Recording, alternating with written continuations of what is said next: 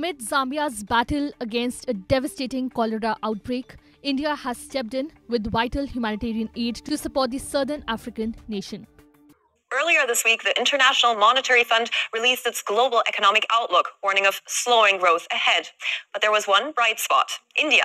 Zambia से Africa से एक खबर सामने आ रही है कि अफ्रीका में जाम्बिया में हैजे की बीमारी बहुत ज्यादा फैल रही है, लोगों की बहुत ज्यादा अमवात हो रही है, वहां पर डेथ रेशो बहुत ज्यादा हो गई है। और इस सिलसिले में निपटने के लिए, इन पूरे हालात को कंट्रोल करने के लिए जो मेडिकल फैसिलिटीज भेजी है, जो हेल्प भेजी है, वो भारत ने भेजी और काफी ज्यादा हैवी मिकदार में भेजी है। तो ये एक ईमान की बात भी है, हिम्मत की बात भी है और एक विजन की बात भी है, किरदार की बात भी है। बिल्कुल, हम तो छोटी सी किरदार, बिल्कुल आप तो छोटी सी बातों पर घबरा जाते हैं। आगे लोग थैंक यू बोल रहे हैं और बोल रहे हैं कि हमें और मदद की जरूरत है, और जो रिस्पांस भेजा गया है भारत की जानिब से वो ये है कि हम डबल कर देंगे इस एड को। दरअसल भारत ने एक बार फिर से विश्व गुरु वाली भूमिका निभाई और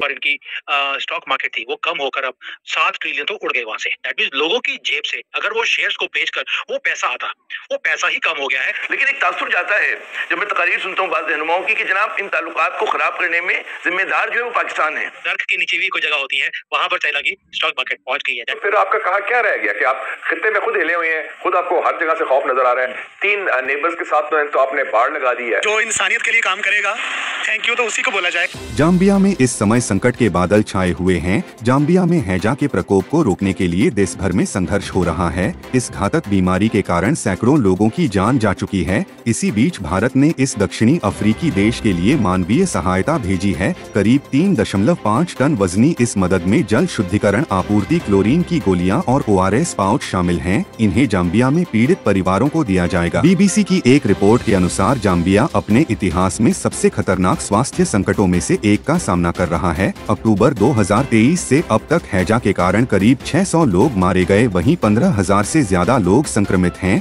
जाम्बिया के 10 प्रांतों में से 9 में हैजा के केस सामने आए हैं। हालांकि इनमें से अधिकांश मामले लुसाका में हैं, जहां करीब 30 लाख की आबादी रहती है। अधिकारियों ने नेशनल हीरोज स्टेडियम के बाहर एक अस्थायी उपचार केंद्र भी स्थापित किया है। हालातों को देखते हुए सरकार ने एक सामूहिक टीकाकरण कार्यक्रम भी शुरू किया है। अधिकारी जाम्बिया में प्रभावित समुदायों को रोजाना 2.4 मिलियन लीटर साफ पानी उपलब्ध करा रहे हैं। देशव्यापी जन जागरूकता अभियान भी चलाया गया है। इस बिगड़ती स्थिति से निपटने के लिए देश के रिटायर्ड स्वास्थ्य कर्मी और स्वयंसेवक जुटे हुए हैं। हालांकि स्वास्थ्य कर्मियों को चुनौती का सामना करना पड़ रहा है, क्योंकि भारी बारिश के कारण देश के कई हिस्सों में रास्तों पर पानी भर गया है। 3 महीने के प्रकोप में करीब 4% की मृत्यु दर सामान्य से काफी ऊपर है, क्योंकि हैजा में मृत्यु दर आमतौर पर 1% से कम होती है। संयुक्त राष्ट्र बाल कोष यूनिसेफ ने इसे विनाशकारी रूप से काफी ज्यादा बताया है। जाम्बिया के स्वास्थ्य अधिकारियों के अनुसार नवीनतम प्रकोप में आधे से ज्यादा पीड़ितों की स्वास्थ्य सुविधा में भर्ती होने से पहले ही मृत्यु हो गई है। Weighing approximately 3.5 tons, the aid package includes essential supplies such as water purification equipment, chlorine tablets, and oral rehydration solution sachets. Zambia is currently grappling with a severe health emergency marked by nearly 600 fatalities and over 15,000 reported cholera cases since October 2023.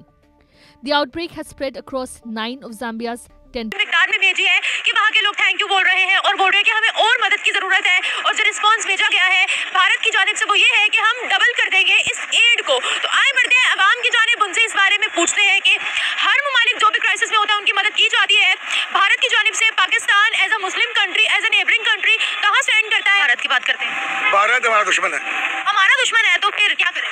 बस जो भी है, लेकिन वो मदद तो पूरी दुनिया की करता फिर है। देखे ना उधर सुबह कितने हैं ये बताएं मुझे। सुबह के ज्यादा तो सुबह से क्या होता है? सुबह से क्या होता है? 4 सुबह, तो उधर सुबह कितने हैं ये बताएं ना। अच्छा। जितने सुबह होंगे तो कारोबार भी ज्यादा होगा। कारोबार अगर वो करेंगे तो ज्यादा होगा ना। ऐसे तो जापान भी छोटा है, लेकिन कहाँ है? बस ऐसे है ना जापान का। पता नहीं ऐसी है। तो तरक्की कैसे कर ली उन्होंने? तरक्की हमारे सियासतदानों से उन्होंने करनी है, क्योंकि जब आप एक दूसरे को गाली निकालते तो ऐसे तरक्की नहीं होती ना। तरक्की वही होगी जो सियासतदान एक दूसरे बैठे, इकट्ठे होकर बैठे, फिर ये काम करें। डेफिनेटली जो इंसानियत के लिए काम करेगा थैंक यू तो उसी को बोला जाएगा, वो इंडिया हो या मिसाल के तौर पे मैं बात को अगर आगे बढ़ाऊं तो हम लोगों ने क्या किया इस हवाले से, हम लोग इवन कोई अच्छी स्टेटमेंट भी नहीं दे सके, केस करना तो दूर की बात है। तो I personally would like to thank. Terrorism हमें कश्मीर में नजर आती है, वो तो पूरी दुनिया में किसी मुस्लिम कंट्री को नजर ही नहीं आ रही है जी। ये इसकी सबसे बड़ी वजह ये है, क्या वजह, वो स्टडी ज्यादा कर रहे हैं या वो फिर पागल है थोड़े से?